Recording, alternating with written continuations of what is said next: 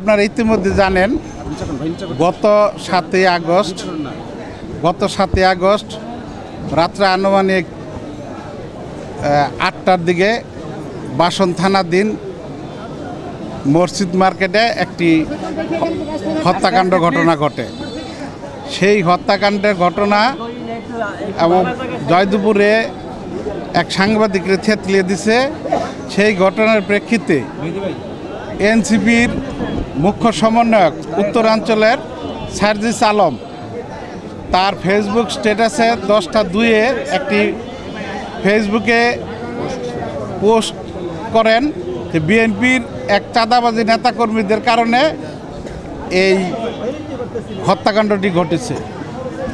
কোনো ধরনের যাচাই বাছাই না করে, পুলিশের কোনো জবানবন্দি না নিয়ে সে বিভিন্ন সময় বিভিন্নভাবে, আপনারা জানেন জাতীয়তাবাদী দল বিএনপি একটি বাংলাদেশের সবচেয়ে বৃহৎ সংগঠন। এই সংগঠনকে হেয় প্রতিপন্ন করার জন্য সবসময় সে এই ধরনের বিভিন্ন বিবৃতি এবং স্ট্যাটাস দিয়ে থাকেন। আপনারা জানেন ইতিমধ্যে নির্বাচন ডিক্লেয়ার করেছে। এই নির্বাচনকে প্রশ্নবিদ্ধ করার জন্য এবং পিছিয়ে দেওয়ার জন্য এবং জাতীয়তাবাদী দলের ভাবমূর্তি সাধারণ জনগণের কাছে ক্ষুণ্ণ করার জন্য সে এই সমস্ত বিবৃতিগুলি দিয়ে থাকে। এর জন্য আমাদের সকল আইনজীবীদের নিয়ে, গাজীপুর কোর্টের যত আইনজীবী আছে সকলকে আমরা সাথে নিয়ে বিএনপির জাতীয়তাবাদী দলের আমরা সার্জিস আলমের বিরুদ্ধে মামলা রুজু করে গেলাম।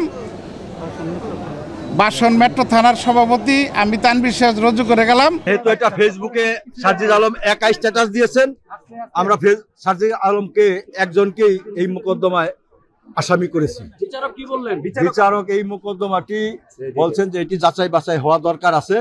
এটির এই যে ফরেনসিক রিপোর্টে ওনার স্ট্যাটাস ফেসবুকে দিয়েছেন, এটা জাস্টিফাই করার ফরেনসিক রিপোর্ট দরকার আছে।